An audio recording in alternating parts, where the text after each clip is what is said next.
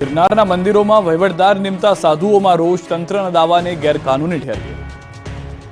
ગિરનારના 3 મંદિરોની ગાદીનો વિવાદ ચરમ સપાટીએ પહોંચી ગયો છે। સાધુ સંતો અંદરો અંદર ઝઘડતા અંતે મંદિરોના વહીવટ માટે મામલતદારની નિમણૂક કરી દેવામાં આવી છે, જેને લઈને હવે સાધુ સંતોમાં રોષ ફેલાયો છે। અંબાજી મંદિરનો વિવાદ હજુ શમ્યો નથી, ત્યાં દત્ત શિખરનો વિવાદ વકર્યો છે। તંત્રે અંબાજી મંદિર, દત્તાત્રેય શિખર અને ભીડભંજન મંદિરનો કબજો લેતા વિવાદનો મતપૂડો છંછેડાયો છે। દત્ત શિખરમાં 2 ટ્રસ્ટીઓ હોવા છતાં તંત્રે વહીવટીદાર નિમ્યા હોવાનું સામે આવ્યું છે। હિમાંશુ ગિરી અને મહેશ ગિરી, તેઓ બંને દત્ત શિખરના ટ્રસ્ટી છે તેવા પુરાવા તેમની પાસે હોવાનો દાવો કરાયો છે। તેઓ ગુરુ ગણપત ગિરીના 44માં શિષ્ય તરીકે વારસદાર હોવાનો દાવો કર્યો। તેમનું કહેવું છે કે તંત્રએ કોઈ પૂછપરછ કર્યા વગર વહીવટદાર નિમી દીધા તંત્રના દાવાને ગેરકાનૂની ઠેરવ્યો। અમદાવાદના રામજી મંદિરમાં ગાદીનો વિવાદ વકર્યો। રાજસ્થાનના સંતને પ્રવેશબંધીના બોર્ડ લાગ્યા, પોલીસ બંદોબસ્ત ગોઠવાયો। અમદાવાદના પાલડીના રામજી મંદિરમાં ગાદીનો વિવાદ સામે આવ્યો છે। મંદિરના ગાદીપતિના નિધન બાદ રાજસ્થાનના એક રામાનંદી સંતે પોતે ગાદીપતિ હોવાનો દાવો કર્યો। અમદાવાદમાં સ્વામી સર્વેશ્વરાચાર્યને માહિતી મળતા તેમણે પોલીસ પ્રોટેક્શન માંગ્યું, જેને જોતા રાજસ્થાનના સંતના રામજી મંદિરમાં પ્રવેશબંધી અંગે બોર્ડ લગાવી દેવાયા અને મંદિર બહાર મોટી સંખ્યામાં પોલીસ બંદોબસ્ત ગોઠવી દેવાયો। પાલડીનું રામાનંદ સંપ્રદાયના આ રામજી મંદિર આશ્રમ અને રામાનંદાચાર્ય પીઠની સ્થાપના 1960માં જગતગુરુ રામાનંદ આચાર્યજી દ્વારા કરવામાં આવી હતી।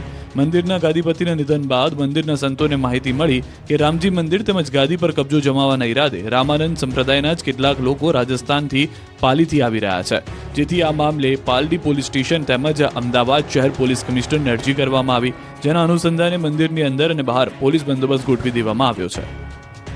બનાસકાંઠાના કાંકરેજના થળી જાગીર મઠમાં પણ ગાદીને લઈને વિવાદ, મઠ પોલીસ છાવણીમાં ફેરવાયો। બનાસકાંઠાના કાંકરેજના થળી જાગીર મઠના મહંત જગદીશપુરી દેવલોક પામ્યા બાદ હવે જાગીર મઠના મહંત કોણ તેને લઈને વિવાદ છેડાયો છે। આ વિવાદ એટલો વકર્યો કે છેલ્લા કેટલાય દિવસથી મઠ પોલીસ છાવણીમાં ફેરવાઈ ગયું છે। એક તરફ દેવ દરબારના મહંત બળદેવનાથ બાપુ સહિત થરા જાગીરદાર સ્ટેટ દ્વારા શંકરપુરી મહારાજને ગુરુગાદી સોંપાય, તો બીજી તરફ થળી મઠ નજીક આવેલા ગામના લોકો દ્વારા શંકરપુરી મહારાજનો વિરોધ કરી કાર્તિકપુરી મહારાજને ચાદર ઉડાડતા વિવાદ વકર્યો છે। જોકે મહંતના વિવાદમાં સપડાયેલી આ થળી મઠ ખાતે કાયદો વ્યવસ્થા ન કથળે, તેને લઈને હાલ તો આ મઠ પોલીસ છાવણીમાં ફેરવાયો છે। બંને પક્ષોને પોલીસ દ્વારા સમજાવટના પ્રયાસ કરાયા, પરંતુ એક પણ પક્ષ કોઈ વાતે ન સમજતા આખરે બનાસકાંઠા એસપી દ્વારા થળી જાગીર મઠ ખાતે એસઆરપીની ટુકડી ઉતારી જાગીર મઠને પોલીસ છાવણીમાં ફેરવી દેવાયો। જોકે મહંત શંકરપુરીના વિરોધ અને મહંત કાર્તિકપુરીના સમર્થનમાં ઉમટેલા લોકોએ આક્ષેપ કર્યા કે મહંત શંકરપુરીને ખોટી રીતે ગાદીએ બેસાડવામાં આવ્યા છે, તો કેટલાક લોકોએ તો મઠની તિજોરીના તાળા તૂટી ગયા હોવાના પણ આક્ષેપો કરી દીધા। જોકે 22 નવેમ્બરથી શરૂ થયેલા વિવાદનો હજુ સુધી અંત આવ્યો નથી, ત્યારે આખરે હવે મઠમાં મહંત કોણ તેને લઈને બંને પક્ષો હવે કોર્ટના દ્વાર ખખડાવે તેવી સ્થિતિ ઊભી થઈ છે। જેતપુરના ધારાસભ્ય જયેશ રાધડિયા આક્રમક મૂડમાં જેતપુરના થાણા ગાલોડ ગામે જાહેર મંચ પરથી આપી ચેતવણી। વિરોધીઓને જયેશ રાધડિયાએ લીધા આડ્યા। તાકાતથી સમાજનું નેતૃત્વ કરતા મને આવડ્યું છે। નળિયા ગણવાવાળાઓને મારું કહેવું છે કે સારા કામમાં અવરોધના હાડકા નાખવાનું બંધ કરે। ક્યાંક તેમનો હિસાબ કરવા માટે મેદાનમાં ઉતરવું ન પડે। જો મને હેરાન કરવાના પ્રયત્નો કરાશે તો તાકાતથી તેમનો હિસાબ કરવા માટે મેદાનમાં ઉતરીશ। જ્યારે જયેશ રાધડિયાના નિવેદનનો આ વિડીયો જે છે તે વાયરલ થયો છે।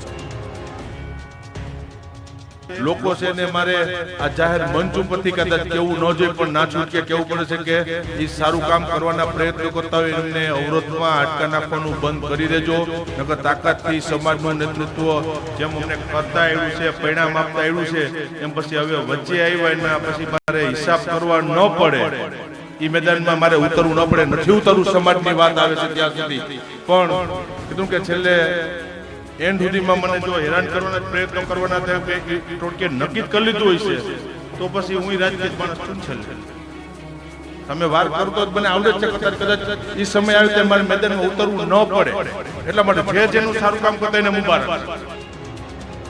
સીએનજી કાર ચાલકોને મોટો ઝટકો। સીએનજીના ભાવમાં તગડો વધારો, કાર ચલાવવી મોંઘી પડશે। પેટ્રોલ ડીઝલના આસમાને પહોંચેલા ભાવ બાદ હવે સીએનજી ગેસના ભાવમાં તગડો વધારો થયો છે। પેટ્રોલ અને સીએનજી ગેસના ભાવમાં જાણે રેસ ચાલતી હોય તેમ નવા માસથી ગુજરાત ગેસે સીએનજી ગેસના ભાવમાં કિલોએ ₹1.5નો વધારો કર્યો છે। હવેથી પ્રતિ કિલો ગેસનો નવો ભાવ ₹77.76 ચૂકવવો પડશે। આ ભાવ વધારો આજથી જ લાગુ કરી દેવામાં આવ્યો છે, તો દાદરાનગર હવેલીમાં ₹78.66 1 કિલો સીએનજીને ચૂકવવા પડશે।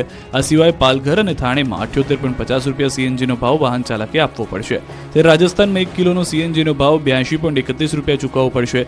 તો હરિયાણામાં સીએનજીનો ભાવ 86.55 પહોંચી ગયો છે, જ્યારે મધ્યપ્રદેશમાં 1 કિલો સીએનજીનો ભાવ સૌથી વધુ 93 રૂપિયા 1 પૈસા થયો છે. આ સાથે જ સીએનજી કાર ચાલકોને વધુ એક વખત મોંઘવારીનો માર સહન કરવાનો વારો આવ્યો છે. જો સીએનજી ગેસના ભાવમાં આવી રીતે જ વધારો થશે તો વાહન ચાલકો પેટ્રોલ અથવા ડીઝલ વાહનો તરફ વળશે અને પ્રદૂષણ વધશે. ગુજરાત ગેસ આ પહેલા જુલાઈ ઓગસ્ટમાં પણ ભાવ વધારો કરી ચૂક્યું છે. બંને વખતે 1 રૂપિયાનો વધારો થયો હતો. તો અમદાવાદમાં પેટ્રોલનો ભાવ 94 રૂપિયા 49 પૈસા છે, એટલે સીએનજી ગેસ અને પેટ્રોલના ભાવમાં હવે માત્ર 16 રૂપિયા 73 પૈસાનું જ અંતર બચ્યું છે. વાવના રાધા નેસડા કેનાલમાં પાણી નહીં મળતા નર્મદા અધિકારીઓને જગાડવા ખેડૂતોએ ઢોલ વગાડ્યા, કેનાલમાં તાપણા કર્યા.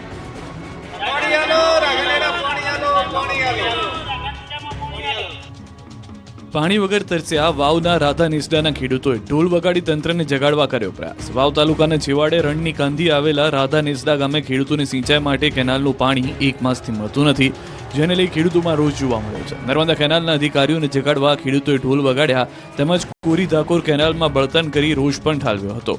વાવની આકોલી બ્રાન્ચમાંથી નીકળતી રાધા નેસડા માઇનોર કેનાલમાં 1 માસથી ખેડૂતોને પાણી મળતું નથી. કેનાલ કોરી ધાકોર પડી છે, જેને લઈ ખેતરોમાં પાક સુકાઈ રહ્યો છે. ખેડૂતોએ ખેતરોમાં મોંઘા દાટ બિયારણ ખેડ ખાતર નાખી બેઠા છે, પણ પાણી મળતું નથી.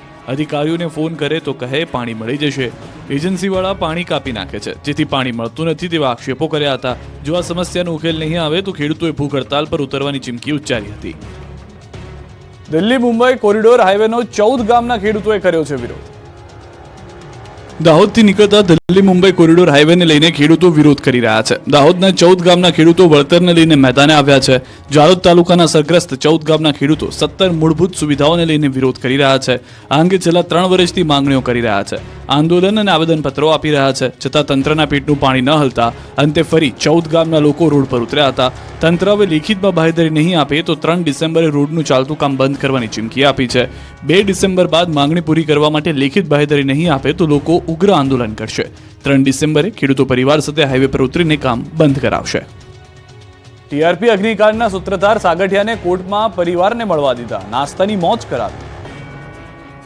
રાજકોટમાં 27 લોકોને ભરખી જનાર ટીઆરપી ગેમ ઝોન અગ્નિકાંડની ઘટનાના સૂત્રધાર એવા મનસુખ સાગઠિયાને કોર્ટમાં બોગસ મિનિટ્સ બુક બનાવવાના કેસમાં હાજર કરાયો. ત્યારે નિયમ મુજબ આરોપીને કોર્ટમાં રજૂ કરવાના હોય, તેની બદલે પોલીસે તેમને પરિવાર સાથે બેસીને કેસ શરૂ થયા પહેલા અને હિયરિંગ બાદ જલસા કરાવ્યાની ચોંકાવનારી ઘટના પ્રકાશમાં આવી છે. મનસુખ સાગઠિયાને ચીફ જ્યુડિશિયલ મેજિસ્ટ્રેટની કોર્ટમાં લાવવામાં આવ્યા હતા. આ દરમિયાન મનસુખ સાગઠિયા પરિવારજનો અગાઉથી જ કોર્ટમાં આવી ગયા હતા. પોલીસે પરિવારજનો સાથે કોર્ટરૂમની બહાર જ સત્સંગ કરાવી દીધો હતો અને ત્યારબાદ બપોરે 1 વાગ્યા સુધીમાં કેસનું હિયરિંગ થઈ જતા અને નવી તારીખ પડી જતા મનસુખ સાગઠિયાને કોર્ટની પરવાનગીથી સીધો જેલમાં લઈ જવાના બદલે કેદ પાર્ટીના કર્મચારીઓએ નવી કોર્ટના પાર્કિંગમાં જ મનસુખ સાગઠિયા અને તેના પરિવારજનોને બેસાડીને ફરવા આવ્યા હોય તેવા જલસા કરવા મોકળું મેદાન પૂરું પાડ્યું. સાગઠિયાએ પરિવારજનો સાથે 1 કલાક કરતાં વધુ સમય પસાર કર્યાની હકીકત પ્રકાશમાં આવી. કોઈ પણ કેસના આરોપીને કોર્ટમાં લવાય ત્યારે કોઈને પણ મળવા દેવાની કે ખાવા પીવાની વસ્તુ આપી શકાતી નથી, તેનું ઉલ્લંઘન કરાતું જોવા મળ્યું છે. અંબાજીમાં વેરો ન ભરતા લોકો સામે તવાઈ 26 મિલકત સીલ મારવામાં આવશે. યાત્રાધામ અંબાજીમાં તંત્ર વેરો ન ભરતા લોકો સામે તવાઈ બોલાવવાનું શરૂ કરી ચૂક્યું છે. અંબાજીમાં અનેક સંસ્થાઓ મિલકતોએ કરોડો રૂપિયાનો વેરો ભર્યો નથી, જેથી ધર્મશાળા, રહેણાંક મકાન અને દુકાનવાળાઓ પાસેથી લાખો રૂપિયાની વેરા વસૂલાત માટે કામગીરી શરૂ કરવામાં આવી છે. તાલુકા વિકાસ અધિકારી સહિત અંબાજી ગ્રામ પંચાયત સ્ટાફ તથા વહીવટદાર એક્શન મોડમાં જોવા મળ્યા હતા અને મોટી વેરા વસૂલાતવાળી મિલકતને સીલ કરવાની કામગીરી શરૂ કરવામાં આવી છે, જેને લઈને વર્ષોથી વેરા નહીં ભરનાર વેરા બાકીદારોમાં ફફડાટ ફેલાયો છે. 26 ઉપરાંત મિલકતોને સીલ મારવામાં આવશે. અંબાજી શહેરમાં 6 કરોડ ઉપરાંતની વેરા વસૂલાત કરવામાં આવશે. જોકે હાલમાં મોટી રકમના બાકીદારો સામે આ આકરા પગલાં ભરવામાં આવતા ડરનો માહોલ ઊભો થયો છે.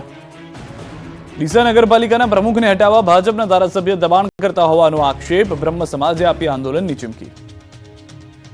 ડીસા નગરપાલિકામાં ભાજપનો આંતરિક વિવાદ સપાટી પર આવી ગયો છે. ભાજપના ધારાસભ્ય ડીસા નગરપાલિકાના પ્રમુખ સંગીતાબેન દવેને હટાવવા માંગતા હોવાનો બ્રહ્મ સમાજે આક્ષેપ કર્યો છે, જેને લઈને ડીસાની પંચ પરગણા બ્રહ્મ સમાજની વાડીમાં જિલ્લાના બ્રહ્મ સમાજના આગેવાનો એકઠા થયા હતા. બ્રહ્મ સમાજના આગેવાનોએ આક્ષેપ કર્યો કે ડીસા નગરપાલિકાના મહિલા પ્રમુખ સંગીતાબેન દવેને પ્રમુખ પદ પરથી રાજીનામું આપવા માટે દબાણ કરાઈ રહ્યું છે. ડીસાના ધારાસભ્ય પ્રવીણ માળી પક્ષમાં ખોટી રજૂઆતો કરી સંગીતાબેનને પ્રમુખ પદેથી હટાવવાની કોશિશ કરી રહ્યા હોવાનું જણાવ્યું. મહત્વનું છે કે 14 મહિના પહેલા જ સંગીતાબેન દવેની પ્રમુખ તરીકે વરણી કરાઈ હતી. જોકે સંગીતાબેન દવેને પ્રમુખ બનાવતા ડીસા નગરપાલિકાના ભાજપના સભ્યોએ તેમનો વિરોધ કરીને રાજીનામા આપવાની ચીમકી ઉચ્ચારી હતી. જોકે તે બાદ મામલો થાળે પડ્યો, પરંતુ ત્યારબાદ ધારાસભ્ય પ્રવીણ માળીના જૂથ નગરપાલિકાના પ્રમુખને કામ ન કરવા દેતા હોવાના આક્ષેપ અવારનવાર થતા હતા, જેથી ડીસામાં બ્રહ્મ સમાજના આગેવાનો એકઠા થયા અને ચીમકી ઉચ્ચારી હતી કે જો બ્રહ્મ સમાજની બહેનને ભાજપ નગરપાલિકાના પ્રમુખ પદ પરથી રાજીનામું આપવા દબાણ કરાશે તો તે લોકો ભાજપ સાથે છેડો ફાડી ઉગ્ર આંદોલન કરશે. નવસારીમાં ધાર્મિક વૈમનસ્ય ફેલાવવાના પ્રયાસમાં દંપતીની ધરપકડ, હિન્દુ સંગઠનોએ બોલાવી રામધૂન. નવસારીની ખાનગી શાળાના શિક્ષક અને તેની પત્ની સાથેનો કથિત ધર્માંતરણ પ્રવૃત્તિ સાથેનો વિડીયો વહેતો થયા બાદ હિન્દુ સંગઠનોમાં રોષ ફેલાયો છે. ખ્રિસ્તી સમુદાયના ધાર્મિક કાર્યક્રમોમાં હિન્દુ દેવી દેવતાનું અપમાન પણ થયું હતું. વિડીયો વાયરલ થતા હિન્દુ સંગઠનોમાં રોષ ફાટી નીકળ્યો હતો. જલાલપુર પોલીસ મથકમાં રામધૂન અને હનુમાન ચાલીસાનો પાઠ કરી વિરોધ નોંધાવ્યો. દંપતી સામે ફરિયાદ દાખલ ન થતા કેટલાક હિન્દુ સંગઠનના અગ્રણીઓએ જલાલપુર પોલીસ મથકનો ઘેરાવ કરી જય શ્રી રામના નારા બોલાવી કાર્યવાહી કરવા માંગ કરી, જે બાદ પોલીસને રેલો આવતા સરિતા નાસ્કર અને કમલ નાસ્કર વિરુદ્ધ ફરિયાદ બાદ ધરપકડ થઈ. શાળામાં ધર્માંતરણનો વાયરલ વિડીયો થયા બાદ પોલીસ ફરિયાદ કરવામાં આવી, જેને લઈને પોલીસે ધાર્મિક વૈમનસ્ય ફેલાવવાના પ્રયાસમાં દંપતીની ધરપકડ કરી. સમગ્ર કેસની તપાસ એસઓજીને સોંપવામાં આવી. દંપતીના મોબાઈલ કબજે લઈ એફએસએલમાં મોકલવામાં આવ્યા. નવસારીની 7th ડે સ્કૂલમાં શિક્ષક તરીકે ફરજ બજાવતા કમલ નાસ્કર અને તેમની પત્ની 8 થી 9 માસ પહેલા બારડોલીના બાબલા ગામના પ્રાર્થના સભા કરી હતી અને તે દરમિયાન ઉતારેલો વિડીયો વહેતો થયો હતો. કારમાં black film fancy number plate લગાડી હોય તો કાઢી નાખજો, મોરબીમાં પોલીસની મેગા ડ્રાઈવ. રાજ્યભરમાં પોલીસે નિયમો તોડતા કાર ચાલકો સામે તવાઈ બોલાવી છે. સઘન ચેકિંગ હાથ ધરવામાં આવી રહ્યું છે, ત્યારે મોરબી શહેર પોલીસે મેગા ડ્રાઈવ હાથ ધરી. મેગા પોલીસ ડ્રાઈવમાં એસપી, ડીવાયએસપી, એલસીબી, પીઆઈ સહિત 150થી વધુ પોલીસ કર્મચારીઓ જોડાયા. મેગા વાહન ચેકિંગ ડ્રાઈવમાં 1600 જેટલા વાહનોનું ચેકિંગ હાથ ધરવામાં આવ્યું. Black film, fancy number plate, licence વગરના વાહન ચાલકો સામે કાર્યવાહી કરાઈ. 89 વાહનો ડિટેન કરાયા. 250 વાહન ચાલકોને મેમો, 36 વાહન ચાલકો વિરુદ્ધ કેસ, નંબર પ્લેટ વગર ફેન્સી નંબર પ્લેટ, તૂટેલી નંબર પ્લેટના 80 કેસ, ડ્રિંક એન્ડ ડ્રાઈવનો 1 કેસ કરાયો. કુલ 1,18,000નો દંડ વસૂલાયો. અમદાવાદમાં ફ્લાઇટને બર્ડ હિટનું જોખમને રોકવા એરપોર્ટ પર ખાસ અવાજ કરતું ડિવાઇસ મુકાયું. અમદાવાદના એરપોર્ટ પર હવે બર્ડ હિટની ઘટનાઓ ભૂતકાળ બની જશે. અમદાવાદ એરપોર્ટ પર ફ્લાઇટ અને ટેક ઓફ લેન્ડિંગ દરમિયાન બર્ડ હિટની ઘટનાઓ પર નિયંત્રણ લાવવા માટે અવનવા સાધનો કે ટેકનોલોજીનો ઉપયોગ કરવામાં આવી રહ્યો છે. તેમ છતાં ચોમાસાની સિઝનમાં ફ્લાઇટને વારંવાર બર્ડ હિટ થતું જોવા મળે છે. એરપોર્ટની આસપાસ ટીટોડી, સંભડી, કબૂતર, કાંકણાસર જેવી વિવિધ પ્રજાતિના પક્ષીઓ મંડરાતા હોવાથી ટેક ઓફ કરતા અને લેન્ડિંગ કરતા વિમાનોને નુકસાન પહોંચાડે છે, સાથે પેસેન્જરોનો પણ જીવ જોખમમાં મુકાય છે. ત્યારે આવી ઘટનાને રોકવા રનવે પરથી પક્ષીઓને ભગાડવા ફોલો મી જીપ ઉપર ખાસ પ્રકારના અવાજ કરતું ઉપકરણ લગાવ્યું છે, જેમાંથી અવાજ આવતા પક્ષીઓ રનવે પરથી દૂર થઈ જાય છે. રનવેની આસપાસ મૂકવામાં આવેલું સોલારથી ચાલતા ડિવાઇસમાંથી વિવિધ પ્રકારના અવાજો આવે છે, જેનાથી પક્ષીઓ રનવે પર આવતા અટકે છે. ફ્લાઇટના લેન્ડિંગ, ટેક ઓફ પહેલા જ અવાજ કરતા ડિવાઇસ રાખવામાં આવ્યા છે. વ્હીકલ માઉન્ટેડ એકોસ્ટિક ડિવાઇસ અકસ્માતો ઘટાડશે. ગુજરાતમાં સૌપ્રથમ વખત સુરતમાં એન્ટી નાર્કોટિક્સ યુનિટની શરૂઆત. ડ્રગ્સના રવાડે ચડેલા યુવાધનને સારવાર આપી વ્યસનથી દૂર કરાશે. ગુજરાતમાં સૌપ્રથમ વખત સુરતમાં એન્ટી નાર્કોટિક્સ યુનિટની શરૂઆત કરવામાં આવી. ગૃહ રાજ્યમંત્રી હર્ષ સંઘવીના વરદ હસ્તે યુનિટ 1નું ઉદ્ઘાટન કરવામાં આવ્યું. આ યુનિટ અંતર્ગત પોલીસ ડ્રગ્સના બંધાણીઓને લત છોડાવવા પ્રયત્ન કરાશે. આ સેન્ટરમાં આવનાર ડ્રગ્સ બંધાણીની ઓળખ સંપૂર્ણ રીતે ગુપ્ત રાખવામાં આવશે. પોલીસ તેની સામે કોઈ પણ પ્રકારની કાર્યવાહી કરશે નહીં. અત્યાર સુધી પોલીસ ડ્રગ્સ અને એનડીપીએસમાં આરોપીઓને પકડતી હતી અને નશાનો કારોબાર રોકવાનો પ્રયત્ન કરતી હતી, પરંતુ હવે નશાના કારોબારને રોકવાના અભિયાનની સાથે હવે સુરત પોલીસ સમાજ સેવાનું પણ કાર્ય કરશે. સુરત પોલીસ દ્વારા પહેલાથી no drugs in Surat city અભિયાન ચલાવવામાં આવી રહ્યું છે. ત્યારે ગૃહમંત્રી હર્ષ સંઘવીએ ડ્રગ્સના રવાડે ચડેલા યુવાનોને આહવાન કર્યું કે તમારી સામે કોઈ પણ પ્રકારના એક્શન પણ લેવામાં આવશે નહીં, એટલે ડર્યા વગર આ યુનિટનો વધુમાં વધુ લાભ લો. હવે સુરતનો ટેક્સટાઇલ ઉદ્યોગ સંકટમાં છે. કારીગરોની અછતથી મુશ્કેલી.